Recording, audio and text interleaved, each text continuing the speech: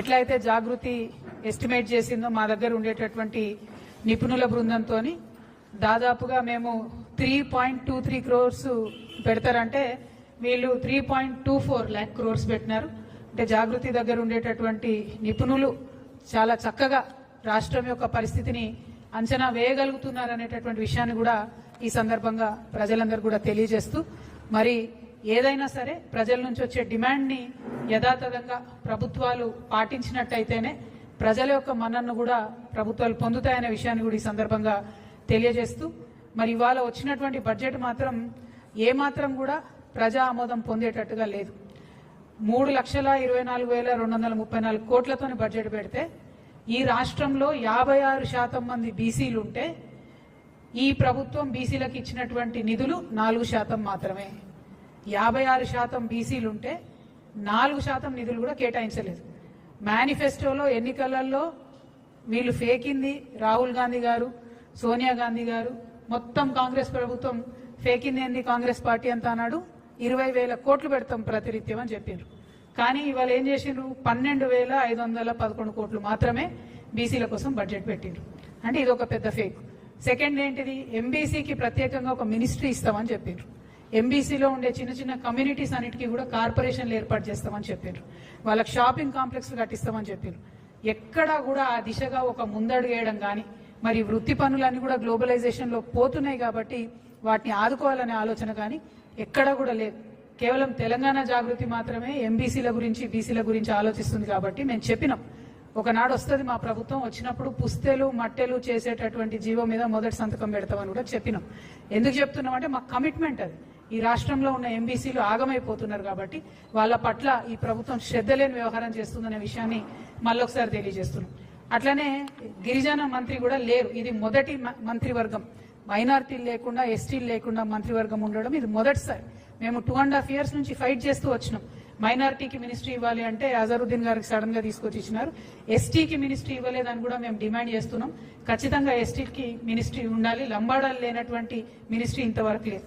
అది పక్కన పెడితే ఇక 22 లక్షల ఇండ్లు 22.5 లక్షల ఇండ్లు ఇస్తామని చెప్పి కేవలం 5,500 కోట్లు పెట్టడం అంటే ఇది ఖచ్చితంగా మోసమే. గత బడ్జెట్లో ఇందిరమ్మ ఇండ్లకు 12,000 కోట్లు పెట్టిండ్రు. ఇప్పుడు అమాంతం 7,000 కోట్లు తగ్గించి 5,500 కోట్లు పెట్టిండ్రంటే పేద ప్రజలకు ఇండ్లు ఇచ్చేటటువంటి ఆలోచన కాంగ్రెస్ ప్రభుత్వానికి లేదనే విషయం స్పష్టమవుతున్నది. ఇది ఇంకొకటి రాహుల్ ఫేకుడు అని చెప్పి తెలంగాణ ప్రజలందరూ కూడా తెలియజేస్తా ఉన్నాం. At the same time minority budget అయితే సేమ్ అసలు ఏమీ మార్పు లేదు, ఏమీ లేదు. అసలు మైనారిటీలను పట్టించుకున్న దాఖలా కూడా లేదు. అదేవిధంగా నేను ఫేక్ బడ్జెట్ అని ఎందుకంటున్నా అంటే, మామూలుగా ఎగ్జామ్ రాసేటప్పుడు పిల్లలు ఒకసారి చదివి మళ్ళీ చదువుతారు, అంటే రివిజన్ చేసుకుంటుంటారు, బట్టి పడుతుంటారు, చదివిందే చదువుతుంటారు. వీళ్ళు కూడా ఏం చేశారంటే పోయిన సంవత్సరం బడ్జెటే మళ్ళీ ఈ సంవత్సరం కూడా పెట్టారు. ఎందుకు మార్చాలి, టైం వేస్ట్, పేపర్ వేస్ట్ అనుకున్నట్టున్నారు. ఒక 4-5 ప్రధానమైన అంశాలు. చేయూత పెన్షన్లు పోయినసారి ఎంత ఇచ్చిరు, ఇప్పుడు అంతనే. రైతు భరోసా పోయినసారి 18,000 కోట్లు, ఈసారి 18,000 కోట్లు. రైతు కూలీలకు ఇందిరమ్మ పథకానికి పోయినసారి 600 కోట్లు, ఈసారి 600 కోట్లు. గృహజ్యోతికి పోయినసారి 2,000 కోట్లు, ఈసారి అంతే. గ్యాస్ సబ్సిడీకి అంటే ఒక అక్షరం కూడా పొల్లుపోకుండా, అది గ్యాస్ సబ్సిడీ కావచ్చు, రాజీవ్ ఆరోగ్యశ్రీ కావచ్చు, మహాలక్ష్మి కావచ్చు, same to same copy paste అన్నట్టు, అసలు మార్పు కూడా లేదు. అందుకే నేను చెప్తున్నా ఇది ఫేక్ బడ్జెట్ ఒకటి. 2 విజన్ బడ్జెట్ కాదు, ఇది విజన్ ఉన్న బడ్జెట్ కాదు, ఇది రివిజన్ బడ్జెట్. కేవలం రివిజన్ చేసుకుంటారు, బట్టి కొట్టినట్టు. అంత దారుణంగా ఉంది బడ్జెట్. అదేవిధంగా మరి ముఖ్యమంత్రి గారు మొన్న 2.5 గంటలు మాట్లాడిండ్రు అసెంబ్లీలో. మాట్లాడుకుంటే ఏం చెప్పిండ్రు? పోయిన ప్రభుత్వం చేసినటువంటి అప్పులన్నింటినీ మేము చాలా కష్టపడి తగ్గించినాము, రేట్లు తగ్గించినాము. కేంద్ర ప్రభుత్వం మాకు 20,000 కోట్లను డెట్ రీస్ట్రక్చర్ చేసుకోవడానికి అవకాశం ఇచ్చిందని చెప్పి 2.5 hours ఆయన ఏకపాత్రాభినయం చేసి చెప్పారు. మరి చెప్తే ఇక్కడ ఒక సూటి ప్రశ్న కాంగ్రెస్ ప్రభుత్వానికి.